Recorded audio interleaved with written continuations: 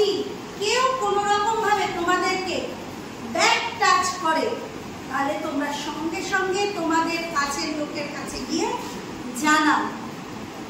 এই back touch কিন্তু দূরের লোক ছাড়াও কাছাকাছি লোকদের দ্বারাও হতে পারে। তোমরা জানবে না যে কে তোমাকে এসে ব্যাক টাচ করবে, কে তোমাকে গুড টাচ করবে, কিন্তু কেউ যদি তোমাদেরকে এরকম ব্যাক টাচ করে সঙ্গে সঙ্গে কি করবে? ছেড়ে দেবে। বুঝতে পারছো? আর কি করবে? সঙ্গে সঙ্গে তোমরা তোমাদের বাড়ির লোককে এটা জানাবে। সবার কাছের লোককে মাকে জানাও। মাও যদি কোনো রকম এটা নিয়ে রেসপন্স না করে বা প্রতিবাদ না করে তাহলে তোমরা বাবাকে জানাও।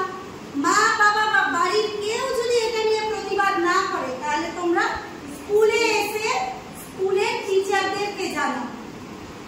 টিচাররাও যদি কোনো সমাধান না করে আর একটা উপায় আছে। কি উপায় আছে? যে চাইল্ড হেল্পলাইন নাম্বার 1098 এই নাম্বারে তোমরা ফোন করে তোমাদের সমস্যার কথা জানাবে।